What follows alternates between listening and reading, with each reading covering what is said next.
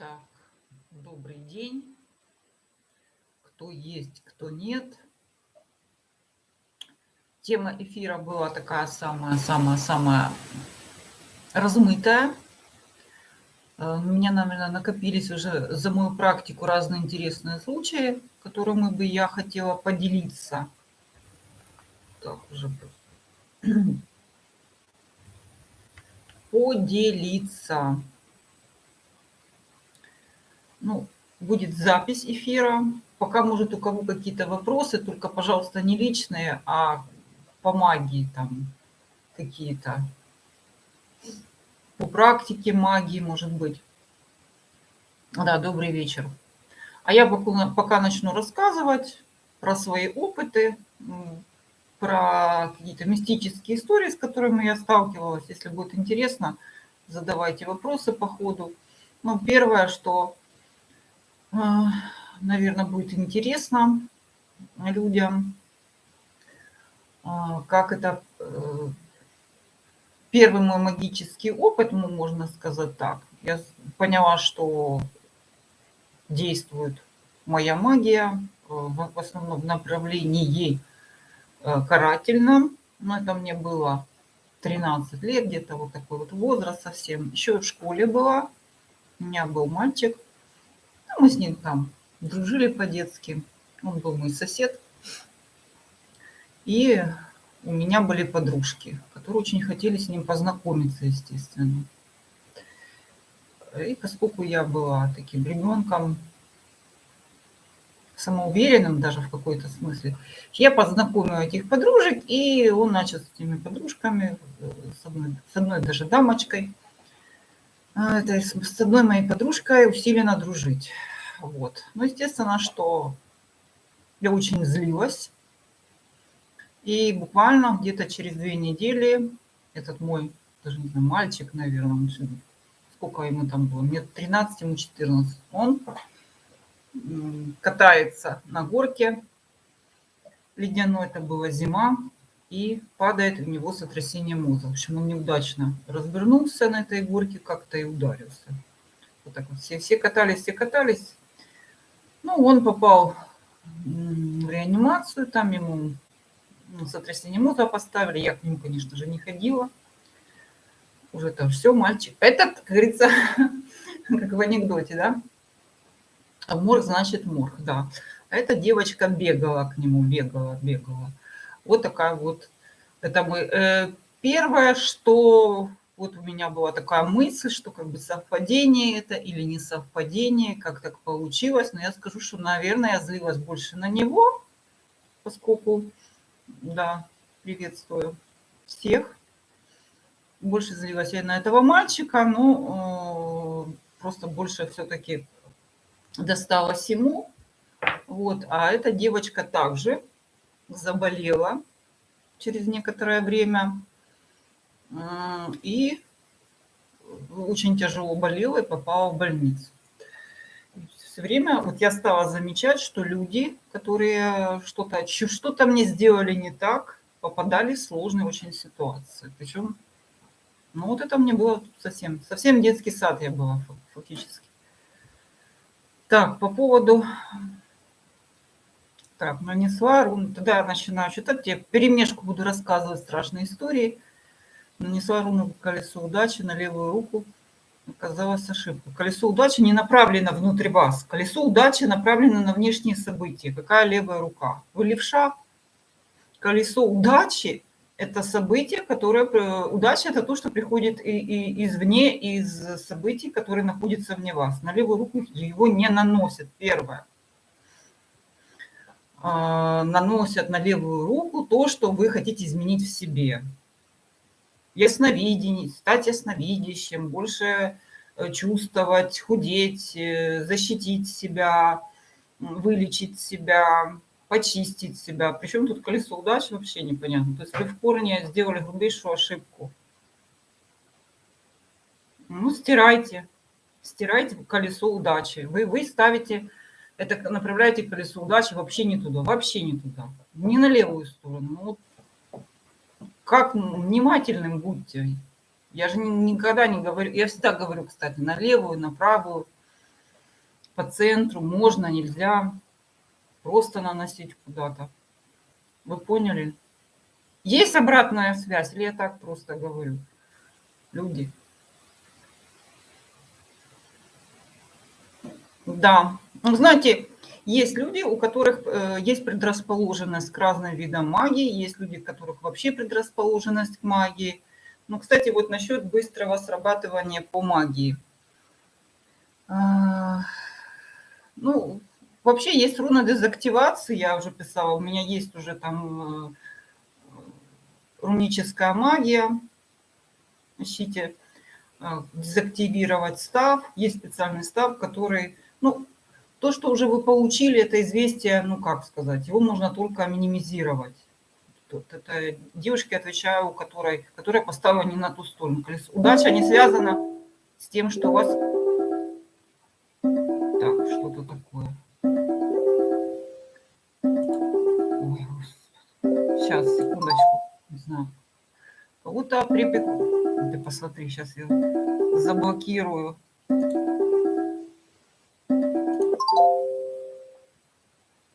Вот так вот люди мне звонят. Вы представляете? Сейчас, секундочку, разберусь. Сейчас как-то надо закрыть. Ты посмотри, какое противное.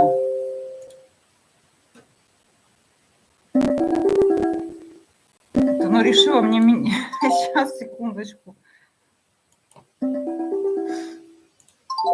Сейчас я эту килю заблокирую. Ну, представляете, вот человек мне 8 звонков совершает и все, заблокировал это. Вот таких вот у меня в день по 10, по 15 штук. Хорошо. Защита на левую, да, это правильно. Так.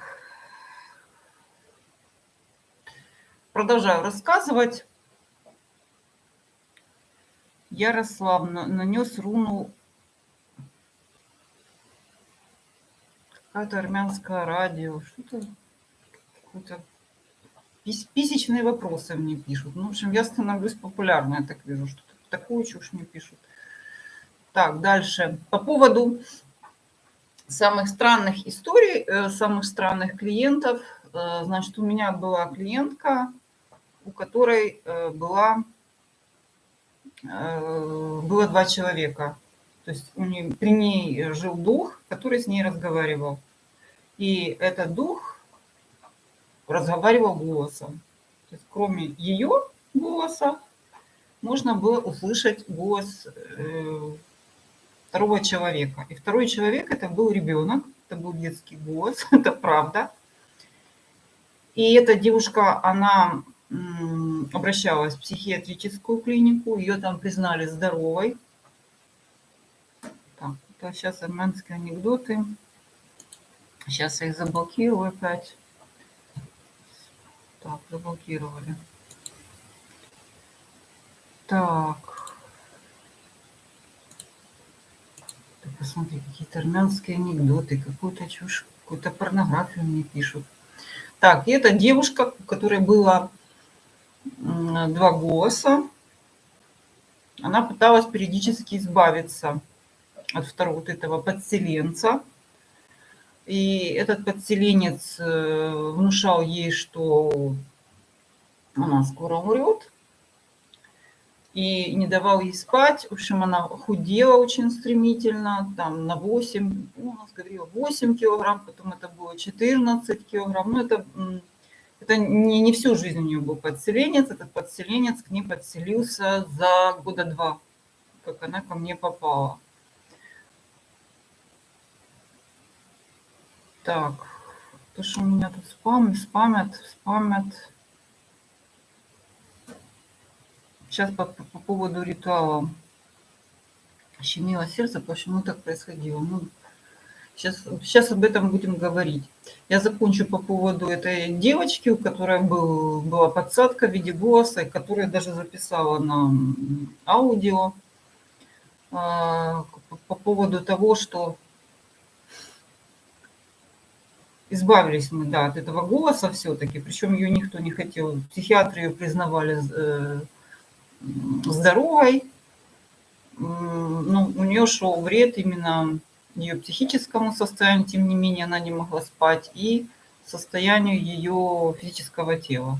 Вот, это я к тому, что говорю, что то, что бывает, вот такая вот вещь, что это не может услышать человек, самый обычный, даже это можно записать на аудио, какую-то запись, на аудиодорожку. Так, еще какое-то чудовище. Оно мне решило менять. Сейчас, секундочку.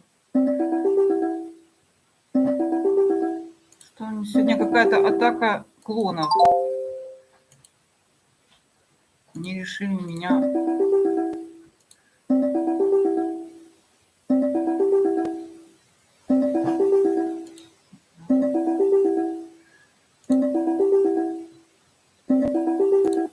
Решили мне мешать что-то. Кстати, да, меня стали атаковать на Ютубе какие-то странные комментаторы, матами какими-то, какая-то атака, то ли вообще на Ютуб, то ли именно на каналы ведьм, я не знаю. Попытаюсь этот Телеграм закрыть. Так, по поводу ритуала. Смотря какой ритуал.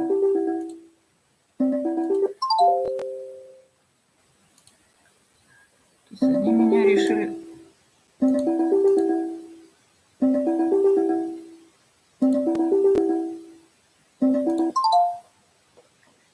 Сейчас это они решили мне мешать проводить вот такая вот атака. Сейчас разберусь. Секундочку. Они узнали, что я буду проводить теперь этот. Так, они решили мне звонить. Так, как же я...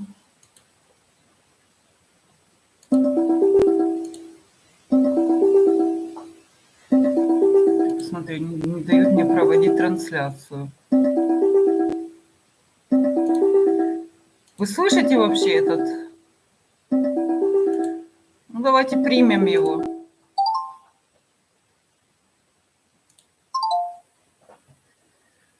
Так, что же это такое у нас сегодня?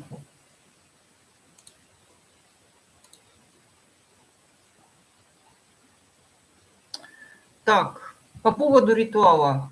2 дня было сонно, как муха щемило сердце. Ну, во-первых, непонятно, какой ритуал вы проводили. Черный, белый, к кому вы обращались, к какому-то божеству, к какому-то конкретному человеку. Это играет значение, это раз. Какой конкретно? Рунический, какие-то силы вызывали. Вот. И это может быть в связи с тем, что вы кого-то вызвали, кого вы не должны были вызывать, и вам для этого вас просто наказывают. Сейчас, подождите секунду.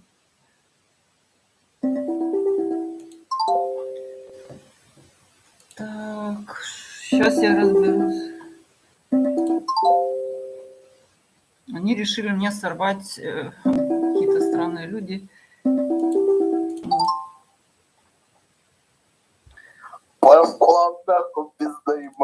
Ну вот. Это какие-то психические, видите, люди, не знаю, конкуренты. Очень смешно.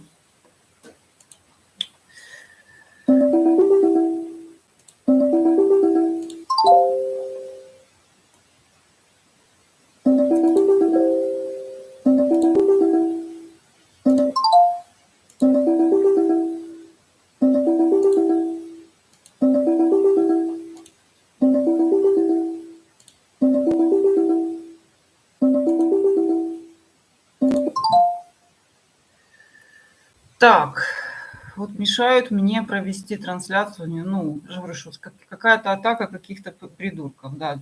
Кого вы вызывали, я не могу. Они каждый раз новые открывают. У меня уже 8 или 10. Сейчас там у меня с телеграмма идет. Сейчас я попробую их как-то выйти из этого телеграмма. Так, показать все. Сейчас.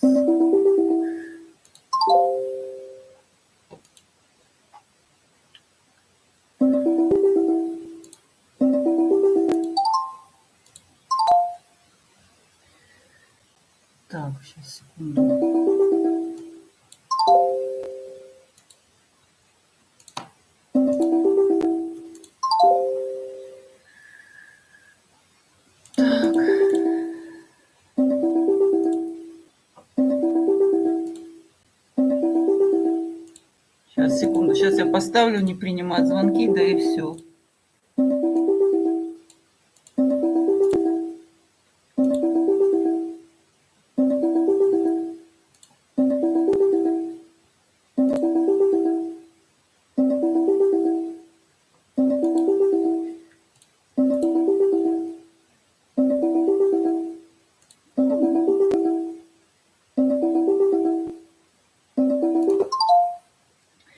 Так, ну что делать? Не знаю, может, есть кто-то специалистов. Так, проклятие ему, да. Просто так, так, привел на рассорку между мужем и любовницей. Наверное, он не сработал, ушел к ней. Как-то может... Ну, во-первых, какой ритуал вы привели? Как давно? Когда ушел? Понимаете, что значит он не сработал? Сколько времени прошло? Как его вернуть? Это целая технология. Это я уже говорила не раз, что это. Какой ритуал вы провели? Ставили ли вы защиту на себя перед этим? Если вообще любой ритуал должен происходить из трех факторов. Если вы на кого-то атакуете, особенно делаете каку, вам что надо? Первое, защищать себя. Второе, понимать и чистку делать от чужих воздействий. Если это муж, который ходит к любовнице, вы думаете, что она магичит, я делаю чистки всегда. То есть чистку не ему на счастье, на удачу, а чистку от воздействий любовного плана, любых приворотов, которые вы, как подозреваете, есть. То есть полно чисток. То есть первая защита, вторая чистка, третья, собственно, ритуал. Когда вы делаете ритуал, вы должны к нему подойти. А не просто вы сели, делаете ритуал, потом говорите, он не сработал. Если вы не делаете защиты на себя, если вы не чистите от других воздействий, у вас что получается? Каша. Каша, и вы не защищены, и вы еще можете получить по всем, как говорится, местам. Так, я не знаю, как отключить звук этого приложения. Я просто боюсь, что я его отключу, и отключится и звук, и тут. Ну, посмотрим, кто это хулиганит. Да, сейчас последний месяц-два на многие каналы атака, то есть пишут какие-то гадостные комментарии, жалобы. Но на мой канал каких-то жалоб на авторские какие-то права, там, у меня такого нет. На мой канал такого не пишут, но всякие какие-то люди, дураки какие-то, пишут мне маты. 90% YouTube отсеивает. Я просто их вижу, да, они мне попадают в спам, и все. YouTube сам их отсеивает. А 10% каких-то вообще не пишут не по делу, ну, какие-то хулиганы. То есть, видимо, что-то, да, либо какие-то нанимают ботов, то есть как конкурентов выбирают, не знаю. Ну, они меня сильно не беспокоят. У меня их только что человек 15, каждый раз новые. Это какие-то нанятые боты, видимо. Рассорку. Так, дальше. Вот я отключаю, как вы думаете? Это каждый раз новый человек. Так, не могу. У меня все правильно. Просто некоторые люди, когда вы добавляете, вы должны меня добавить в контакты, в телефонные, и минут 5 подождать, пока этот контакт подтянется во все ваши WhatsApp, Viber, там, Telegram. То есть сразу не попадает. То есть вот эти WhatsApp и Viber, их как через какое-то время они сразу находят. Вот так. У меня все правильно. Так. Это не телефон. Это у меня Telegram поставлен на моем компьютере, на ноутбуке. Так. Ну, то есть проверяйте. У меня все, в основном все проверяйте. Либо где-то вы цифру добавили. Ну, давайте посчитаем. 38, 097, 529, 2264. У меня 11 цифр. Не знаю, чего вы решили, что 12. Пересчитайте. 500, 0, 38, 0, 97, 5, 2, 9, 2, 2, 6, 4. 12, 12. Ну, сейчас, секундочку. Так вот. Ну что-то, иди. Так. Ну, став на похудение их много. Зависит от того, сколько у вас килограмм лишних. У меня где-то есть став, который помогает, скажем, чтобы еда не задерживалась, она входит и выходит. Потому что подходов в плане похудения много разных. Кстати, не самый лучший подход, типа что-то там сжигать. Почему нежелательно пользоваться теми ставами, которые пишут, что-то там что-то сжигают? Потому что сжигание организм распознает как вред и включаются защиты. Поэтому лучше обходить там, снижать голод, чувство голода, ускорять выход пищи и так далее. Ну, вот так вот. У меня есть сборник моих уроков, поищите там. По-моему, там что-то там про оливье у меня. После гормональных. Ну, в любом случае, есть такие ставы, но сейчас я вам не могу. Это мне целый урок надо проводить, подбирать став, смотреть свой Талмуд. И я общие вопросы рассматриваю, которые вот люди задают, что там провел ритуал, что-то случилось. Да, почему так? Так, рассорку между мужем. Ну, про рассорку я сказала, девушка, что если вы провели рассорку без подготовительных работ, вы просто были без защит, вы были без... Может, неправильно подобран ритуал. Вот. Потому что я всегда, кстати, рекомендую, чтобы муж никуда не уходил. Там существует масса разных подходов. Ну, например, сделать ему отворот, чтобы он ее презирал, ненавидел, допустим. Есть порча на соперницу, чтобы она вообще всем противно была, воняла, там, пердела, вот такое. И истерила. Никто этого не любит, и мужики тоже. То есть вот так вот. А браться надо за самого слабого, за самое слабое звено. Где у них слабое звено? Может, она там какая-то склонна к полноте или еще чего-то. Усилить вот этот вот момент. Или если она богатая, значит, бить по ее роскоши, по ее вот этому образу жизни. Мало ли, почему он к ней уходит. В этом надо разбираться. И бить именно на то, что уже есть. Его надо развивать. Ну, 10. Комплекс надо. И вот вам тоже не подойдет. Это если 10 лишних килограмм, ставы надо подбирать все-таки. Снижение аппетита это всем. Потом есть ставы, которые улучшают, да, вот восстанавливать гормональный фон. Потому что у женского похудения, у мужского разный подход. Да, есть такое. Сложный ритуал набрать вес. Ну, есть. Во-первых, кстати, для веса вполне работают, если паруники, ставы на... Кстати, вот есть крадники и переклады. То есть есть переклад. Кстати, вот подойдет переклад лишнего веса. Вот если черномагическим, отлично работают переклады. Скинут переклад лишнего веса на какую-нибудь нехорошую подружку в кавычках, да. А руны есть. И, кстати, ставы изменяющие работают очень хорошо. Изменить вес до нужной цифры. Но вот, кстати, в случае набора проще. Вы можете поставить, только ставьте эти ставы на тело. И желательно там вот, если не понимаете, как на тело, ставьте на левую руку, вот именно про похудение, на пульс. Только опять же, вот, кстати, мне часто вот почему-то очень неправильно как-то рисуют, ну, на теле. Если вы не понимаете, как ставить, ставьте на ногу. И ставьте так, чтобы правильно видел человек, который стоит перед вами. Вот как будто там подошел человек и читает эти руны. Вот так вот надо делать. Так, я стала интересоваться после того, как мне приснилась руна Ансуз. Ну так, хорошо. Мне сказал мужской голос 3 раза, чтобы я носил амулет из Ансуза. Чтобы... Ну, Ансуз хорошая руна. Это связь с высшими силами. Также руна речи, вот это вот, которая поговорить. Руна информации, руна...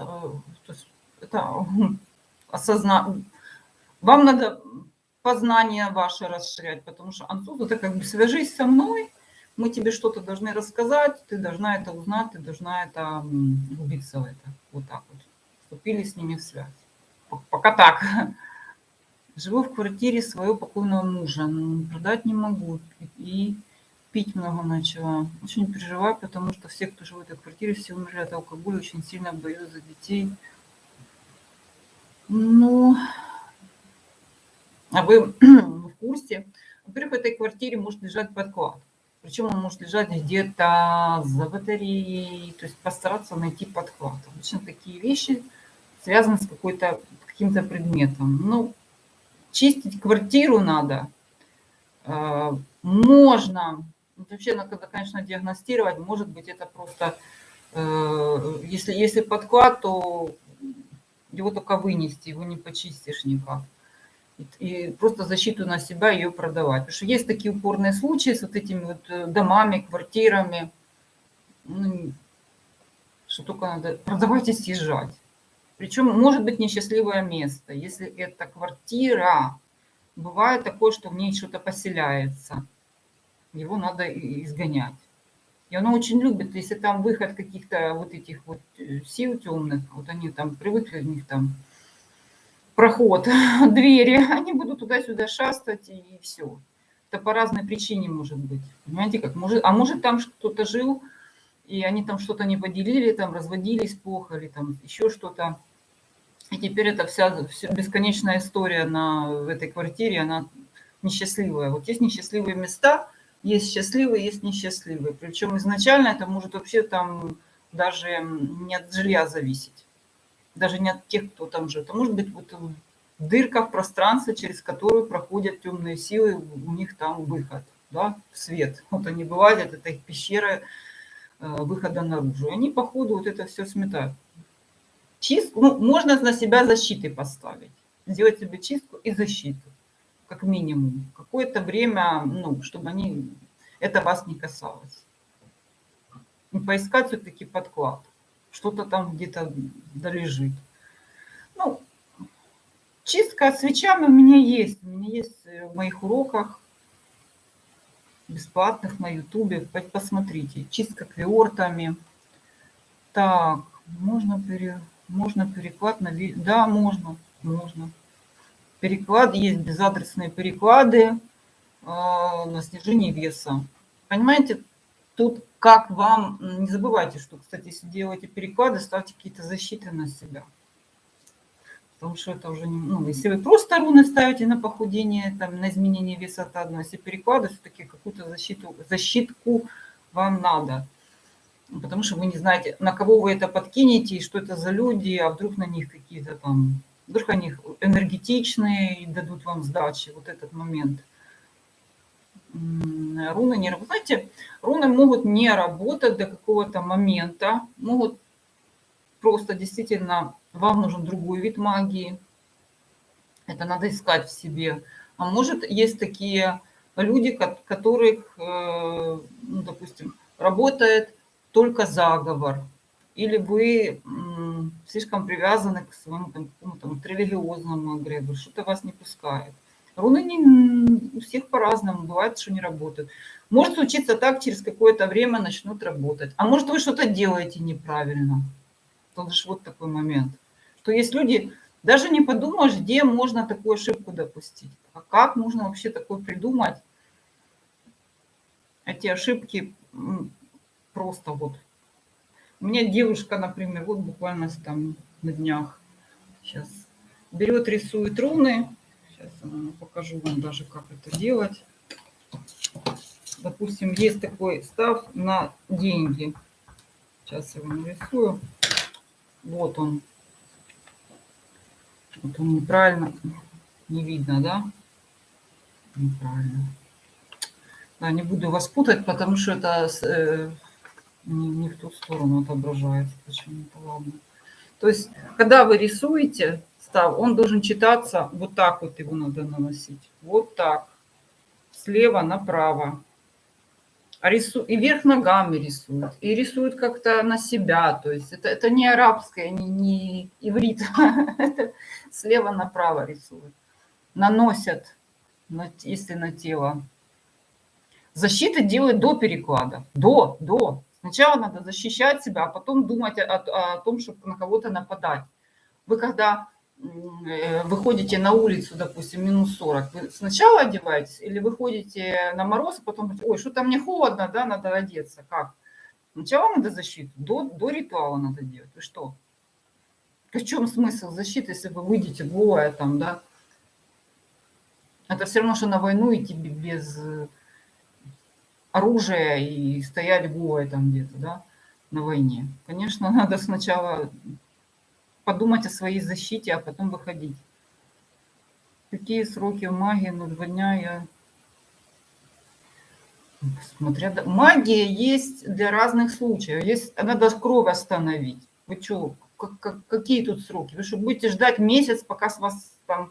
За месяц можно и помереть. Есть сроки, когда вам надо из аэропорта вылететь, там 2 часа, я считаю, что есть такие руны, которые действуют быстро. А если вам нужно вернуть мужика, который 7 лет живет с другой бабой, то может быть и полгода, может быть и до года, потому что он будет упираться, он может появиться, исчезнуть, он может написать вам какую-то гадость, заблокировать вас. И вот он будет так вот болтаться, и его надо долбить будет и не один раз, и не одним ритуалом. Не думай, не рассчитывай.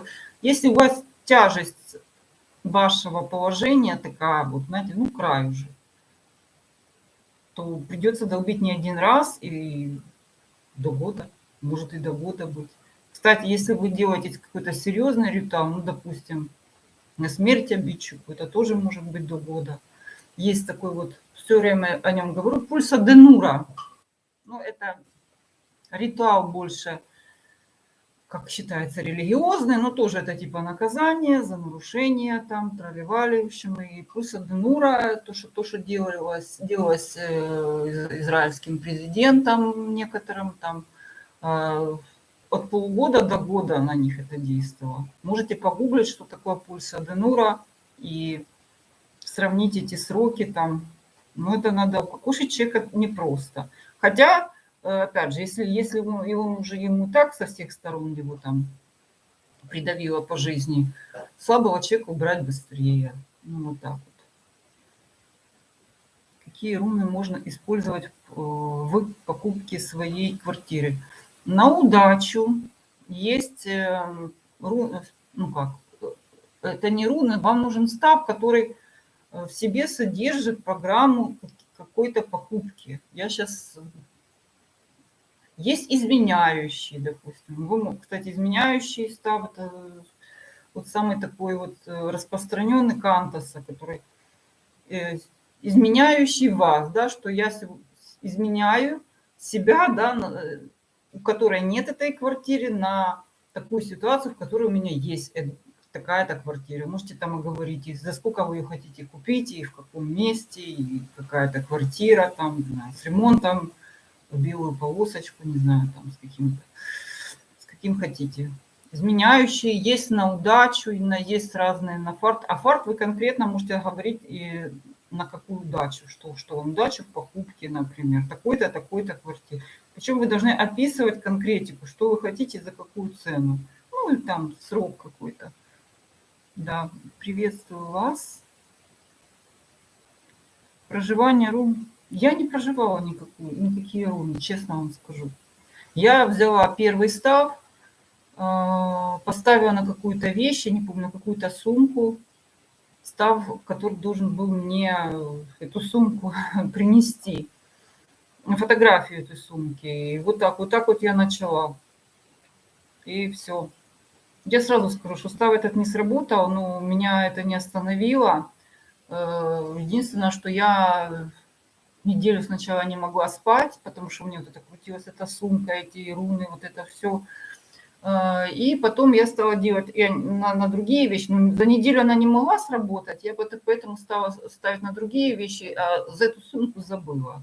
И у меня стали работать вот эти, те, которые я ставила на отношения, ну, то есть тестировала на то, что мне какие-то мои потребности были у меня. Вот. Я на них тестировала, не просто лишь бы что.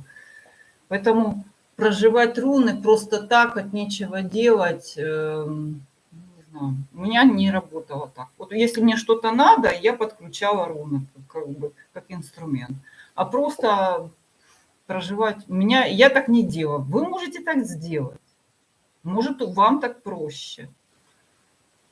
Снимала приворот, у мужа мой приходит домой, потом опять уходит. Так тянется год. Мастер говорит, потому что снимаем, она постоянно магичит. Как быть в этой ситуации? Ну, тогда закрывать ей надо дороги к ведьмам, и это называется закрытие ведьмы. Чтобы у нее не было, чтобы дороги, чтобы она не могла туда дойти, чтобы у нее не было денег, чтобы сама она не могла магичить. Как это делается? По принципу начала магичить, заболела жопа, полезли там, не знаю, сопли, упал кирпич. Вот так даже пошла к этой бабе, она там, допустим, закрылась или уехала, и так далее, или там колдунье этой, или начала ей писать, звонить, там что-то произошло.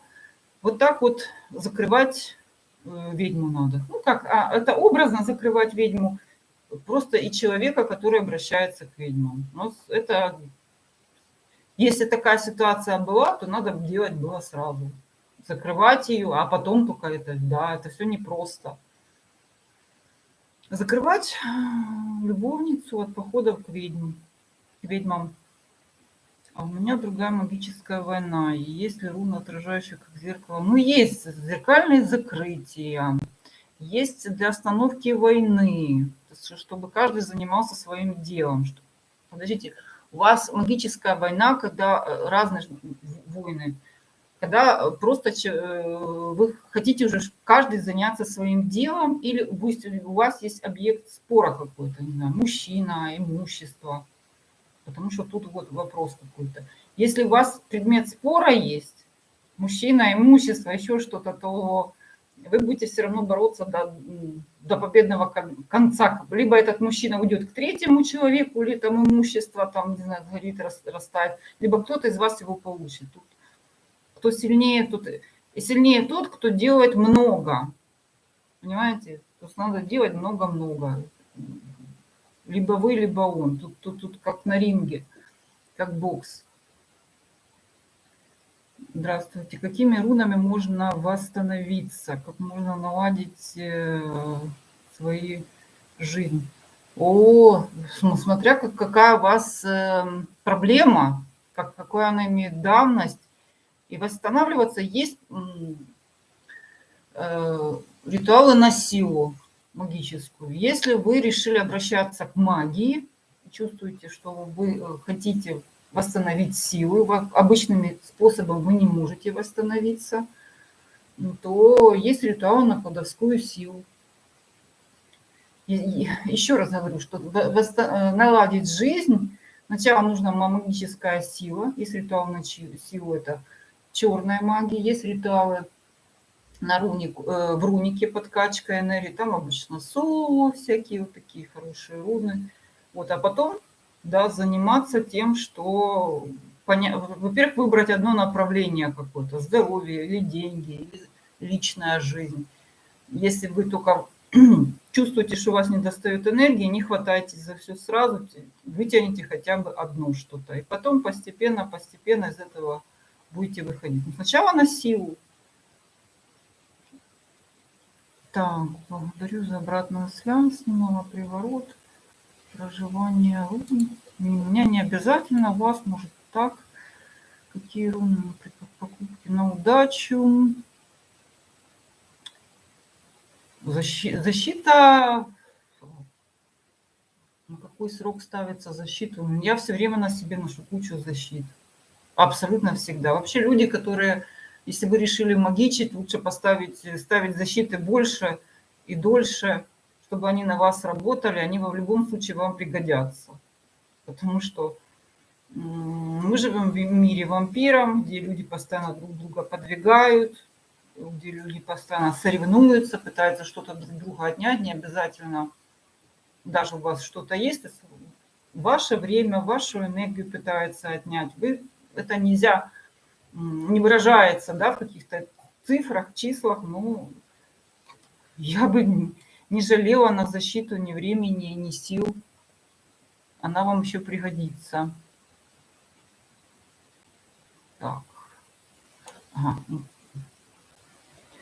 Так, принимаете личную как ну я, что такое лично? Лично я в Днепропетровске, лично вот я принимаю так вот, в скайпе, в ватсапе, в телефонном режиме, если мы с вами в Украине, ну, потому что телефонная связь, знаем, дорогая вот эта всякая международная, принимаю, да.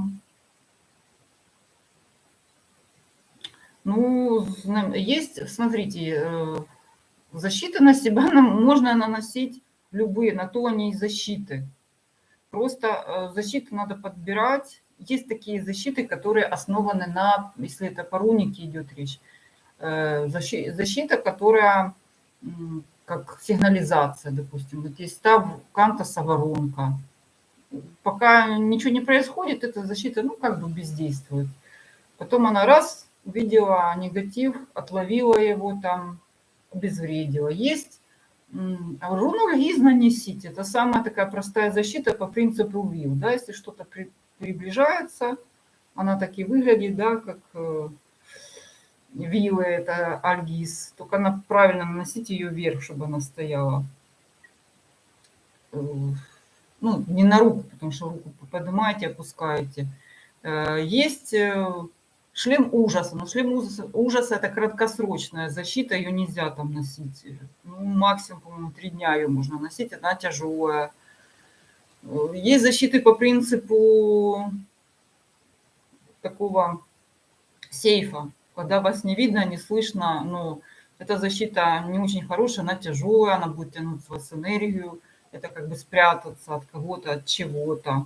Кстати, в случае магической войны, в случае, если какая-то атака идет, чтобы вас просто не нашли. Поэтому руна Альгиз, если вам срочно надо, есть щиты Игдрасиль, тоже нормальная. То есть тоже он легкий, не тяжелый, он оповещает вас о том, что вы не замечаете, подсказывает вам, да, что вытягивает наружу там негатив этот, который на вас идет. В защите важно еще как бы вовремя определиться, да, откуда идет, что идет. Есть же такие защиты тяжелые, которые, вот знаете, как латы вы одели 20 килограмм и ходите. Сколько вы в них проходите там? 2 часа, да, вы потом просто думаете, вздыхать будете. Вот просто подобрать защиту, но альгиз самая простая, самая действенная, самая не тяжелая.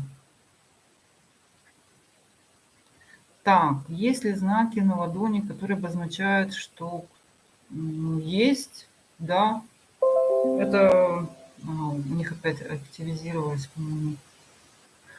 Активизировались мои спамеры, любят меня очень сильно. Так, ну,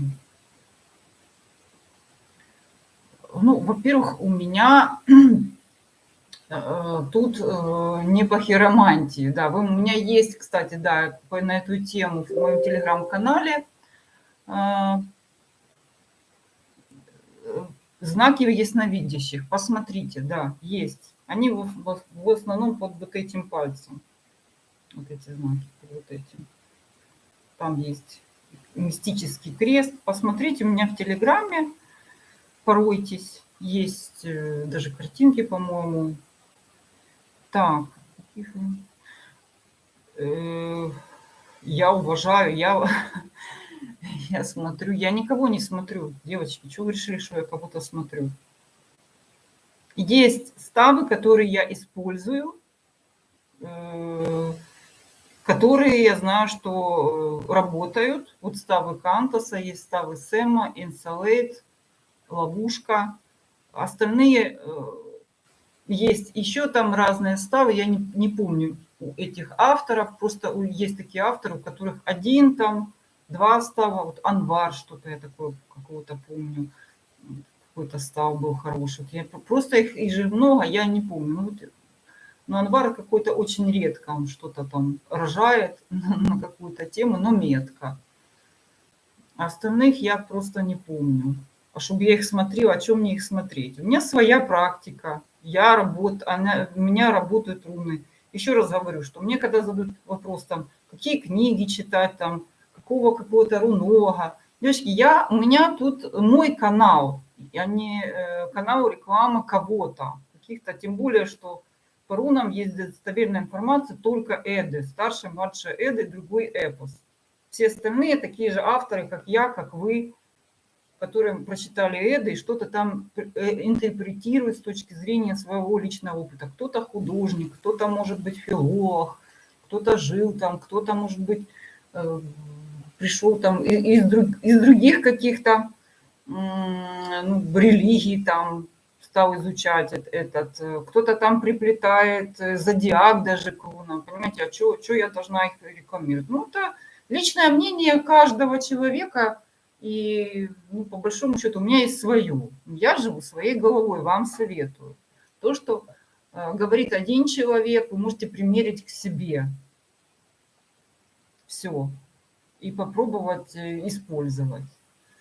Или подумать, что нет, это мне не подходит, вот там какая-то графина что-то сказала, попробую, мне не подошло. То есть вот так вот.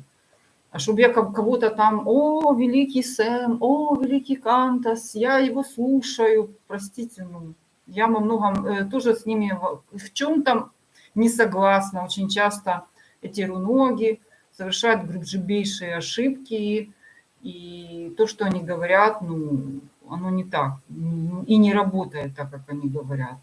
Есть удачные ставы, которые работают, которые я тестирую на практике, а не просто, знаете, вот я сижу, что-то рассказываю ни о чем. У меня практическое направление, понимаете, у меня не направление ждунов, которые что-то ждут, какая-то луна на небе зайдет, какую-то там что-то без конца слушать, какого-то руну. Надо действовать, жизнь очень короткая, и ждать нечего, уверяю вас. Так. Заняться своим делом. Кто-то человек ясновидящий. Ясновидение можно развивать, если у вас есть эти зачатки, и знаете о том, что знаки на руке меняются сами. То есть с течением времени люди заметили, что развивая какие-то качества или проявляя волю в своей жизни, меняются также знаки на руке. Это очень много таких описаний на эту тему. Кроме того, существовала даже практика, когда делали шрамирование руки специально для того, чтобы изменить судьбу.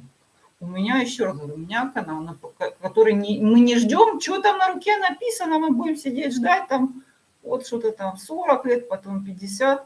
У меня канал создания себя.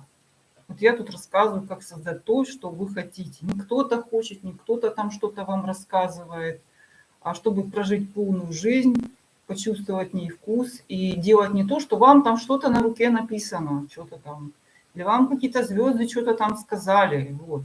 Мало ли что вам там сказали, мало ли что у вас на руке написано. Думайте о том, что вы хотите получить от этой жизни при жизни и чего добиться. Вот у меня для этого, я для этого вот тут сижу с целью получить от жизни то, что хочу. Все. Или избавиться от того, чего вы не хотите, да, чтобы оно присутствовало в вашей жизни. Вот для этого магия. Так, по поводу того, еще какие у меня случаи. Меня часто спрашивают про егильет. Разные мнения у практиков. Касается, кстати, егильет можно наложить и на женщину. Просто на женщину будет немножко по-другому называться и действовать. Пояс верности, но неважно. Суть егильета именно на мужчину. Помним, что это порча все-таки на мужчину. И действует она на всех женщин в пользу одной. То есть с одной он может поддерживать эти отношения интимные. И часто вот, как я делаю этот егильет, рассказываю, как он проявляется, что почему-то, во-первых, появляется сыпь в причинном месте. Часто появляется сыпь на лице, когда мужчина, мужчина там, даже мужчина с сыпью на лице, он что? Женщины как бы сторонятся его. Вот такое вот проявление. Может проявление какой-то болезненности, припухлости на тех органах. То есть вот становится физически затруднительно ну, ему вступать в эти отношения. Может быть так, вот попервах, когда это все только устанавливается на нем. Это мне просто уже не первый раз мои клиентки пишут, которые наблюдают, как это все происходит. Может быть, попытки какие-то куда-то сходить, но они там заканчиваются провалом. Естественно, там, где мужчина потерпел провал, он старается не возвращаться к этому неприятному вопросу, правильно? Вот так. Это спрашивали меня то, что может быть интересно людям по поводу Егельета. Так он действует. То есть он действует на физическом плане в том числе. И есть такой даже момент, что мужчина даже пытается там написать, встретиться с какой-то бабой посторонней. И когда уже надо, допустим, идти навстречу или уезжать, у него начинается там понос, рвота, блевота, какая-то трясучка. Это мне тоже, это мне тоже мои клиентки, которые все это наблюдали в действии. Вот так. То есть он не может даже до нее доехать. Вот так. Вот у всех очень часто сыпь, понос, припухлость того места. Ну, вот так вот. А потом такие вот красные флажки ему, как волку, да, чтобы он никуда не выскочил. Вот так действует егельет. Так, я вижу, что вопросов пока нет. Егельет месяц. Месяц. Месяц, он уже начинает получать. У меня просто если бывает у меня человек в работе, допустим, ставишь рассору с любовницей, а потом сверху еще и гильет, то срабатывает еще быстрее. Еще быстрее. То есть месяц я считаю, что это быстро. Быстро, если никаких работ до этого не велось над ним. Если порча сделана на кладбище или Вуду, можно убрать руны? Да, можно, конечно. Просто руны такой инструмент. Надо правильно подбирать став. Раз. Можно убрать рунами все, что угодно. Просто надо правильно подбирать ставы и работать, скажем так, достаточно долго. Вообще такие вещи все-таки подкрепляю другими чистками. Потому что руникой можно долго и нудно это все молотить. Можно. Кстати, руника самая быстрая вот в плане облегчения, но до конца добить этот, вот именно если Вуду или кладбище, лучше, лучше стихийные все-таки. Дожечь, допустим, это все, или поставить черномагические чистки, и защиты надо потом ставить. Чтобы, если это суть с кладбища, она может пытаться вернуться, то есть ее надо загнать назад потом оттуда, туда, откуда она пришла. Но это рунами. Есть другие. Руны плюс черная магия. Если мужчина не живет в той, которая делала вот это не живет, правильно? Вот поэтому я же говорю, что не все так просто. Это очень плохо, если он с ней не живет. С другими бабами он не сможет быть. Но если вы хотите, чтобы он все-таки там приехал откуда-то, то надо дополнительные работы делать. Один егельет, вот именно в этом случае, ну как, что-то дает вам, наверное, да, что он там не может с ними трахаться, простите. Ну, так его надо либо вызов ему делать, либо приворот. Да, егельет, если он на расстоянии, ну так. Ну так. Во время ритуала я прилично обожглась. Рана маленькая, но довольно глубоко было. Вот такое 2 раза. По времени большая разница. Мне показалось, что с меня взяли как бы откуп. Смотря кого вы вызывали, это кто был? Это были черти, это были, может, вы рунический ритуал проводили, непонятно. Вообще такое любят ожог. Ну, ожог это черти так любят играться. Я не расцениваю это как откуп, знаете, как просто вас могли как бы продавливать на момент, там, испугаетесь ли вы, отступитесь ли вы. Вот так вот. Может быть такое, что вас проверяют. А вдруг вы будете бояться? Став для открытия творческого. Интересный. Есть такие ставы для открытия творческого потенциала. Я их буду выкладывать, кстати. Есть ставы для того, чтобы достигнуть успеха творческим людям, потому что есть специальный став. Творческие люди часто не умеют себя подавать миру, не умеют финансово как бы общаться с миром. Их часто затирают, используют. Есть такие ставы специально «Успех для творческого человека» в целом. И также творческий потенциал. Когда вы что-то начинаете делать, беретесь и не можете вот родить все. Какой-то ступор, это или нет идеи, или нет вдохновения. Есть такое, да, я буду выкладывать. Я себе запишу. Заходите, будет, вскоре будет. Есть звезда, забыл, как называется звезда. Есть вот именно став на успех для творческих людей.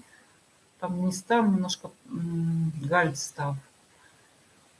Так, на теле защиту не надо ставить. Почему? Я разве говорила, что не надо ставить?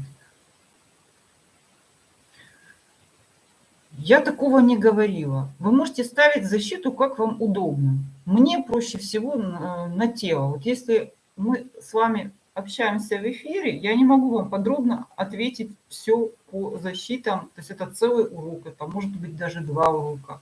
Я вам говорю, самое простое, нанесите на тело альгиз. Вы пишете мне нет, значит не надо наносить альгиз. Не хотите, не наносите, тогда все равно ее как-то надо делать. Я вам говорю, самый простой путь, а вы мне говорите, нет, я не буду. Ну не делайте, не носите. Да, на левую руку, а что это сложно? Это же все равно какая вам разница, на левую или на правую. Альгиз на левую, да, защита только на левую.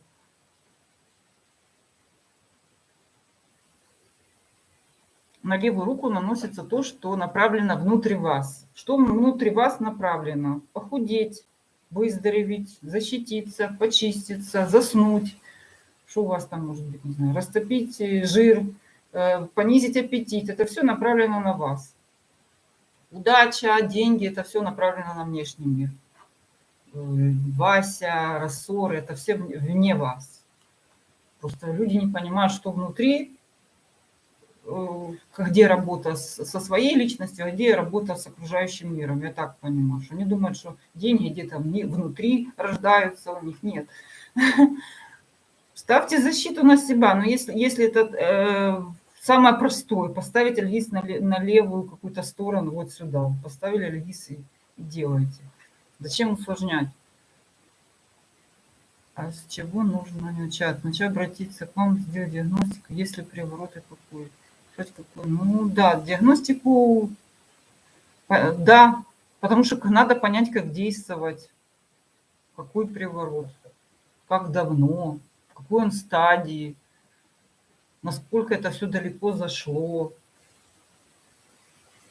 Так, буду ждать видео. Так, да, по творческим потенциалам, магия на иглах, если срок давности.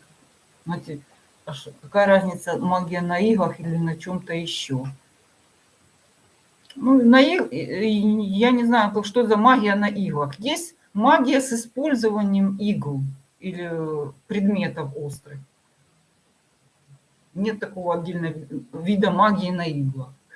Есть магия с использованием, когда в куклу вставляется иглы, или там что-то протыкается, фотография, какая разница. Это черная магия вся. Снимается она, конечно, как долго действует. Зависит от силы мага, зависит от самого ритуала, что он хотел добиться. Когда есть вызов черный, на черный крест, действует ровно до того момента, пока человек выйдет на связь. Делается на иглой, протыкается этот черный крест. То есть пока сколько там человек, считается до 3 недель, это вызов должен подействовать. Все, потом уже игла не действует. Что сделали на иглах конкретно? Пока иглы не вытянешь, конечно, желательно куклу уничтожить. Но если куклу нельзя уничтожить, значит, надо... Если это черномагический ритуал на поражение, то это серьезная чистка нужна. Как он будет действовать в зависимости от силы мага, его задумки. Еще бывает в заговоре, там говорится срок, на который это действие делается. 3 года, 5 лет. Ну, на деле больше 5 лет оно не держится, ничего, это все. За редким исключением есть пожизненные ритуалы, в основном парчельные. Да, гадаю. Я сама себе гадаю. Есть моменты, которые я стараюсь не гадать себе, если чувствую, что могу себе соврать. Есть такой момент. Польстить себе могу. И иногда такое бывает, я стараюсь, чтобы мне моя подруга погадала. С помощью рун как можно устроить личную жизнь? Зависит от старта. В какой ситуации вы сейчас находитесь. Вы можете ставить на правую руку. Вот, личная жизнь, личная жизнь – это общение с внешним миром. Есть у меня ставы на замужество, есть ставы, причем не просто на замужество, а сначала идет там какое-то знакомство, поток, общение, отсеивание. Просто их надо ставить упорно, тестировать, может ставить несколько ставов.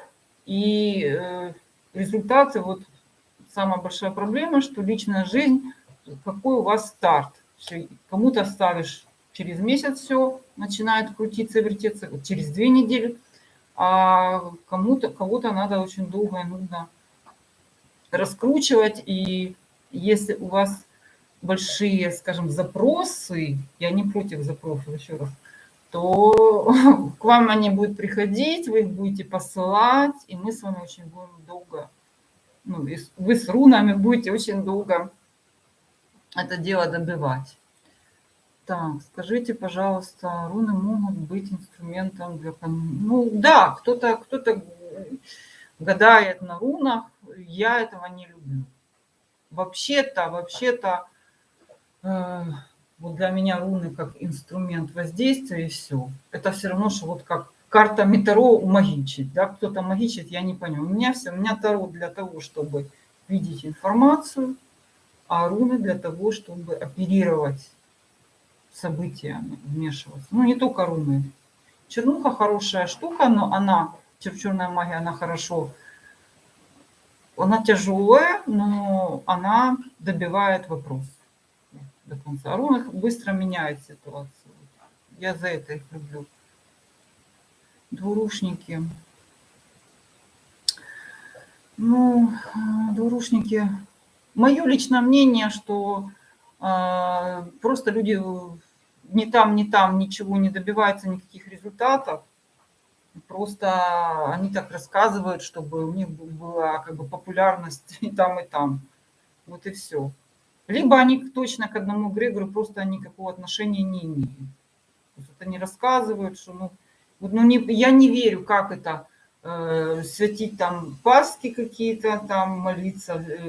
Сделала приворот, вызывала сатану, а потом она пошла и просит прощения в храме там Бога. Я в это не верю, честно. Это какой-то бред. Понимаете? Ну, это все равно, что вы пришли на работу, да, зашли в кабинет директору, насрали ему на стол, а потом пришли, убрали, сказали: ой, вы меня извините, давайте дальше работать с вами. Как? Ничего будет, все нормально. Так и тут. Но это нереально. Значит, они не работают либо с тем эгрегором, либо с тем. Вообще, значит, что-то тут не то. Они думают, что они там работают с кем-то. Есть такие, которые думают, что они работают и там, и там. Реально хорошо, если работают с одним эгрегором, то есть он включился. Либо они вообще не просто рассказывают, что они там с кем-то там работают. Либо думают, либо им так кажется, либо они просто вот это вот чешут языком, как очень много людей, что-то там рассказывает. Руны не инструмент черной магии. Черная магия, черная магия – это черная магия. Руны могут на благо работать и на негатив. И, кстати, очень много, опять же, глупостей, допустим, руна Дагас, она работает только на изменение в лучшую сторону. Да ничего подобного. Какую надо сторону, такую она и работает. Плюс типа руна Дагас нельзя там кого-то портить. Да сейчас. То, что является негативом для одного человека, для вас может быть позитивом. Начнем с того. То есть вот это и нет ни черного, ни белого. Я уже много раз об этом повторяю.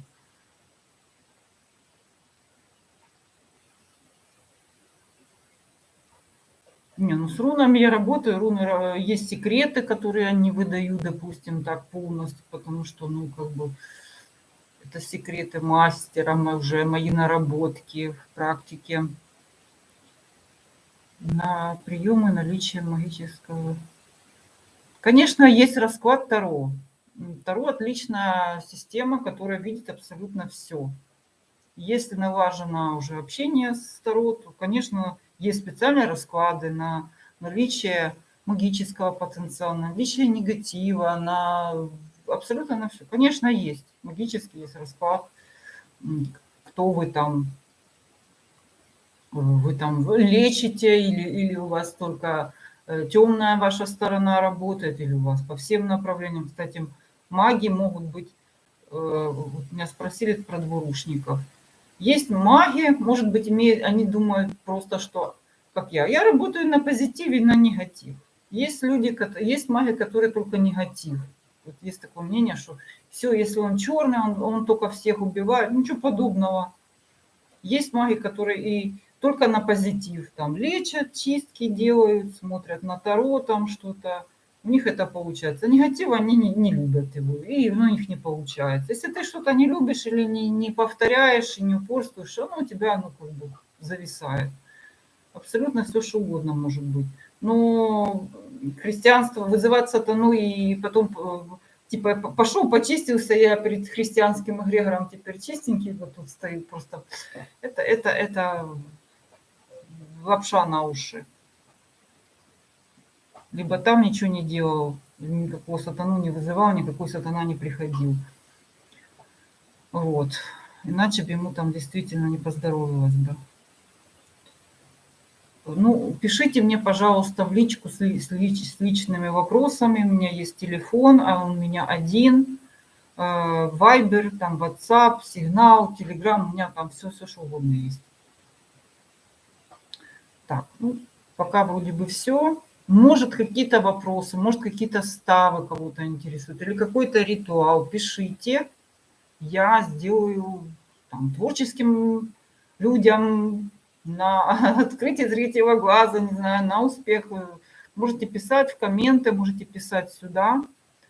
Так, где облегчение руны? Это мы не выбираем руны, а руны выбирают. Ну, знаете, я не люблю вот этого отсыла куда-то, к чему-то, кто-то вас выбирает. Я по-прежнему утверждаю, что человек – это то, что он создает сам себя. Все. Как это? Ой, меня выбирают руны, ой, меня кто-то выбирает. Ну, вы жертва тогда. Нет, черная магия – это… Да, это только ваш выбор. Я не люблю этого подхода, что кто-то там спустился и вас выбрал. Нет. Вы можете всегда отказаться. Человек – это то, что он сам из себя делает. Тогда он человек, тогда он успешен, тогда на него работают вот эти все силы. А так сидеть, ну, кто-то меня выбрал. Нет, это не мое, это не у меня, это не про меня, это не мой стиль, это не стиль черных магов, я не знаю. У вас может быть свое мнение, у меня другое. Тот, кто создает, магия нужна для того, чтобы создавать свою судьбу. Все, а не ждать, что тебя там какие-то руны выберут. Нет. Ну, на замужество у меня есть став, называется «Выйти замуж за богатого». Вы можете не за богатого, за какого захотите, там в оговоре сказать это. Вот так, он у меня называется «Выйти замуж за богатого графиню». Он, кстати, очень рабочий, единственное, что он не самый быстрый вообще. То есть он от месяца до 3 начинает раскручиваться, его надо постоянно носить на правой руке. Попробуйте. Он рабочий, хорошо работает. С Таро могут все работать, или есть такое, что...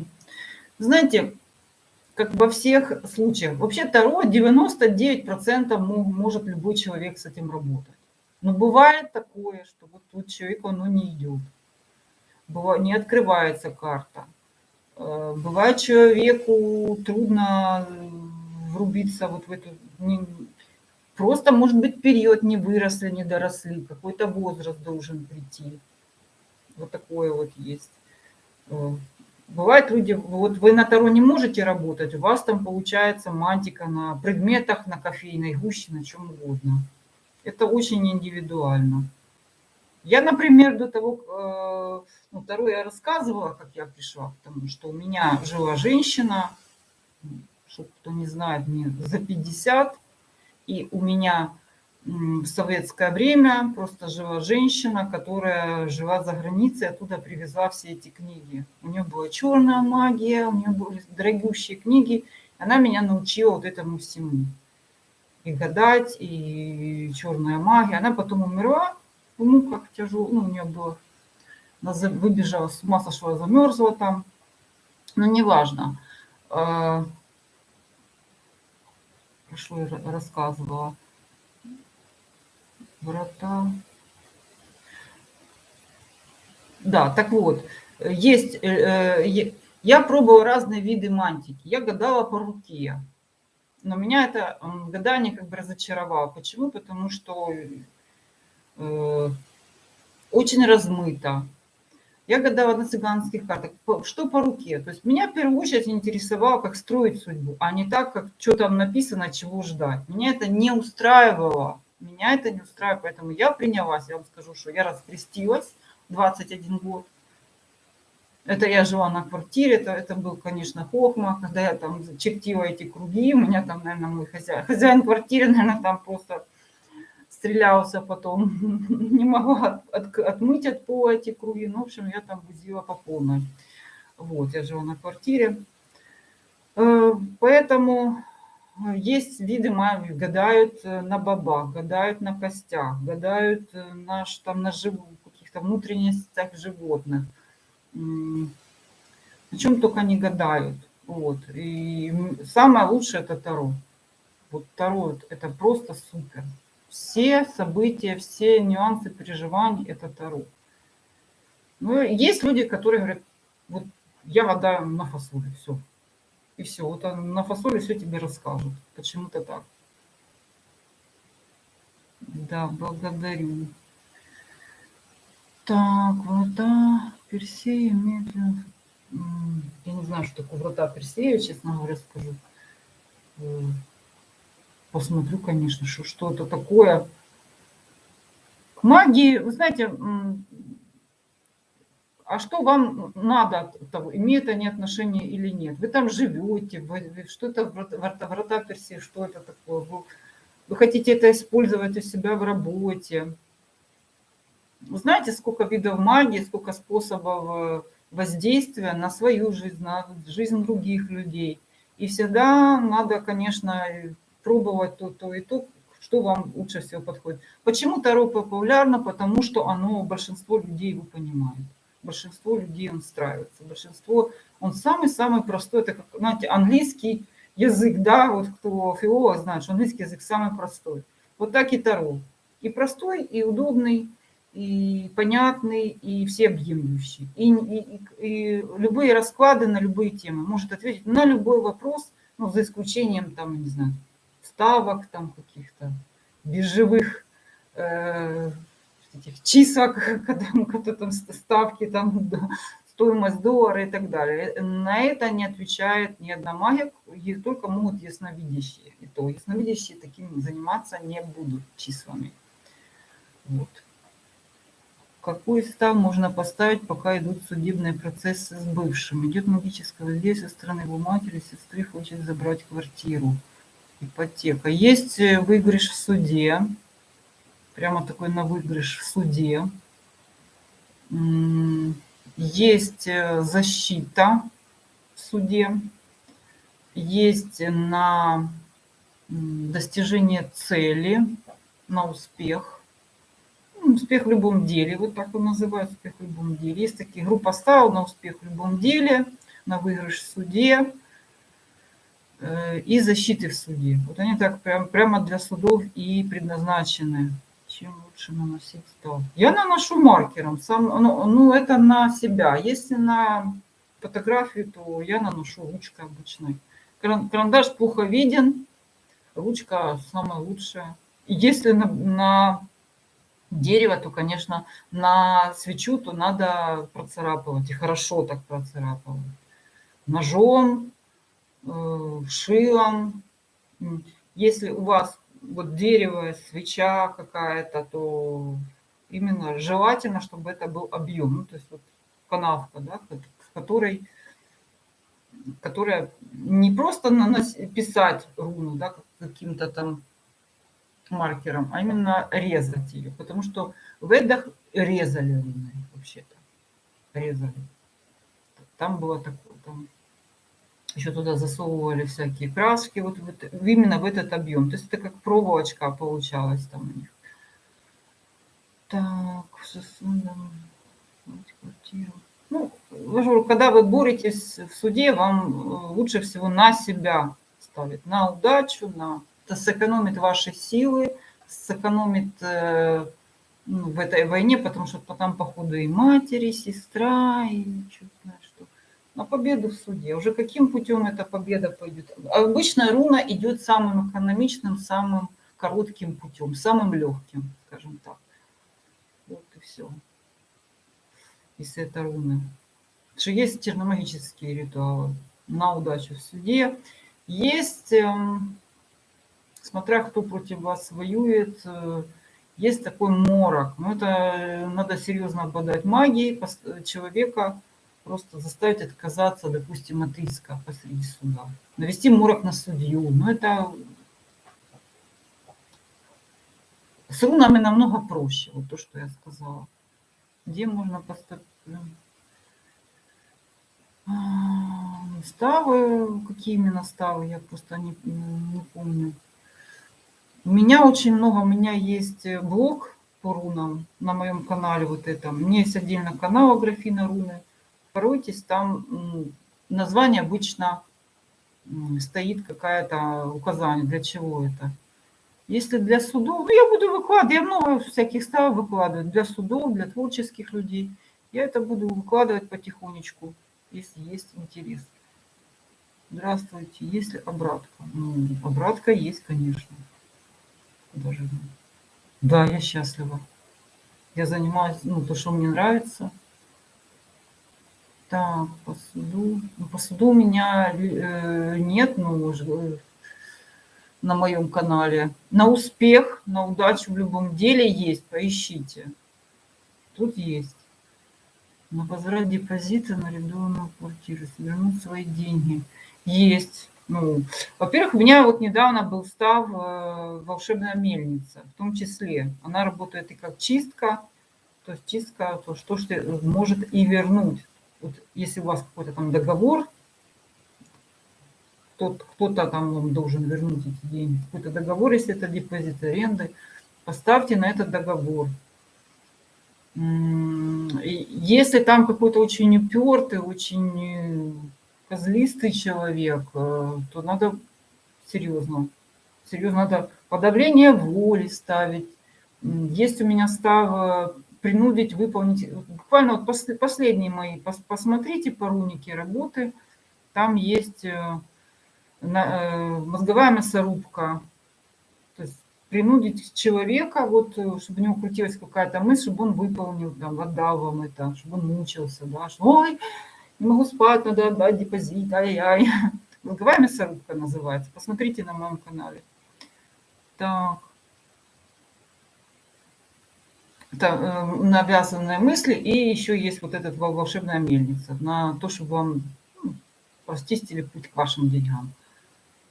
Так, Таро забирает, да, Таро забирает энергию.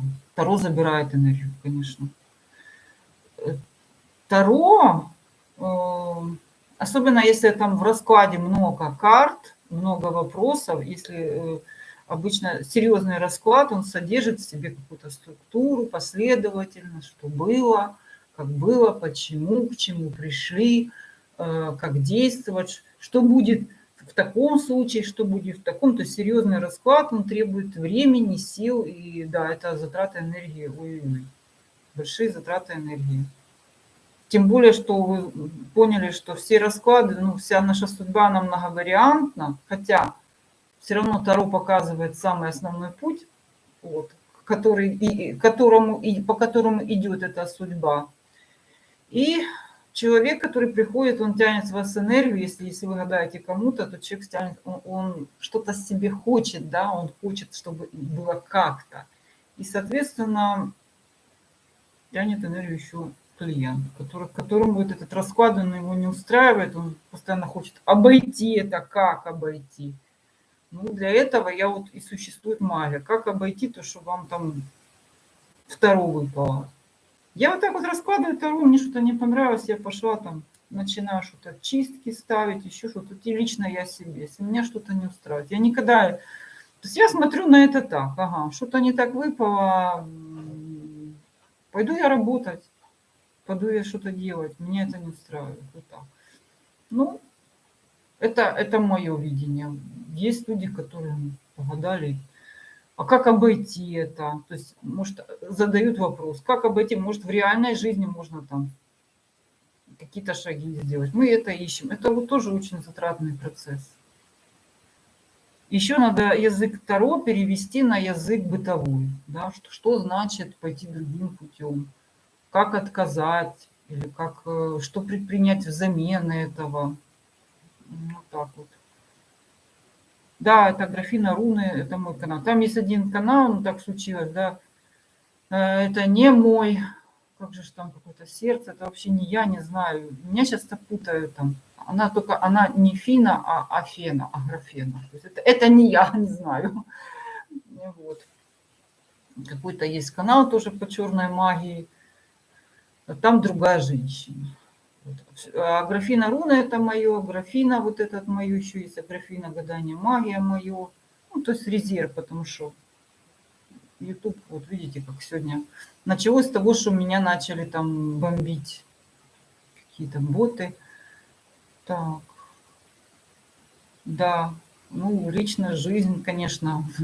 Личная жизнь у меня была очень бурная. Я сама очень много прошла, скажем так, урока, очень много поняла, пропустила через себя, через мои подруги у меня, конечно, были. Очень много, конечно, опыта в этом. Онлайн-ритуалы, записи работают. Онлайн-ритуалы, вы поймите, смотря какие. Во-вторых, есть такие онлайн-ритуалы, работают у людей, у которых хорошая способность к визуализации. Вот они смотрят, и если это ритуал правильно подан, чтобы там слова, если там слова правильно, которые повторяете, да, это очень удобно. Вы сидите и говорите, я такая, видите, все, что идет. Вот. Если у вас хорошая способность к визуализации, то да. А если нет, то вам все равно надо что-то пощупать, и подсоединить какую-то энергию, допустим, свечу зажигать самому, все равно какие-то дух. Не, ну духа вы через интернет не вызовете. Если вы, допустим, собираетесь смотреть ритуал, вызвать какого-то дьявола, то нет, это не исключено. Это может быть смотреть на руны. Руны — графическая магия. Вы на них смотрите, они работают. Ну да. Внимание — это тоже ваша энергия. Вы тоже их визуализируя. Но не всех это работает. Это художники, просто люди, у которых хорошо развито воображение, именно зрительный вот этот канал. А если вы аудиал, как бы вы все воспринимаете на слух, то вам лучше заговоры читать, или вам лучше на тело, может быть, наносить. Ну, да, можно сказать, что какие-то работают. То, что вы... Или если вы повторяете слова какие-то, то они должны быть просто правильные. Я же не знаю, ну, вдруг-то вам там...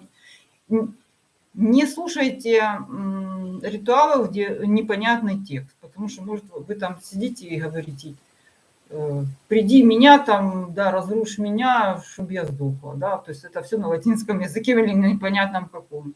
Вы же не используете вот эти ритуалы непонятные, или которые обращаются к непонятным божествам. Да, они сработают, но, может, неизвестно как.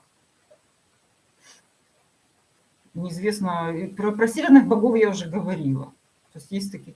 То они медитируют на Одина. Так какая медитация? У них вообще не было этого, в принципе. Да, ну как, медитация, у них такого понятия не было. Ну, что-то похожее у них было, но медитировать на Одина, тем более у меня есть тут видео недавно, вот что такое северные боги. Насколько они своенравные, злобные, такие непростые ребята. Опасайтесь их. Просто так не обращайтесь к ним, не приплетайте их к руническим ставам, не лезьте к ним без особой нужды. Вот, в принципе, там, если и обращаться, то скорее с какими-то порчами. Вот боги настолько они там северные, вот эти вот такие вредные они, и то они очень опасны, с ним очень сложно договориться, и не вижу смысла. Руны на беременность. Во-первых, руну на беременность желательно вот на пульс наносить, на животик. У меня выложу руны на беременность, если интересует, как хорошо. Будут в ближайшее время. Так, по поводу онлайн-правил я сказала, что графическая магия работает, да. По поводу, к слову, графена, да, там просто буква Е. Я не знаю, кто это. Мне кто-то когда-то говорил, что-то кто-то жаловался, что-то какая-то Сибирь. Я говорю, я не из Сибири. По-моему, у нас... И вообще говорят, что там мужик. Ну, в общем, я не знаю, честно. Мне начинают рассказывать, это не я. То есть путают нас часто, она через букву Е, а я через букву И. Вот так вот. Выложу. У меня на беременность пока нету, но я выложу. Рабочие есть. И желательно их, ну, я скажу там видео. Вот именно по здоровью лучше всего наносить на тело. Они просто быстрее действуют. Они и так действуют. Так, хорошо. Тогда у меня букет заказов на ставы, которые буду выкладывать. Ну, пока вопросов нет, да. Заходите, буду выкладывать ставы для судов, для творческих работников, балерин, не знаю, художников, поэтов, финансы, суд и беременность. Ага, хорошо. Тогда до свидания. Заходите на мой канал, подписывайтесь, если кто не подписался еще. Будет много. Посмотрите эти видео про северных богов. Вот у меня самые последние, что это такое, если кому интересны руны, чтобы вы не смешивали эти два понятия. Северная традиция и руны, северные боги и руны, это ну, разные направления даже.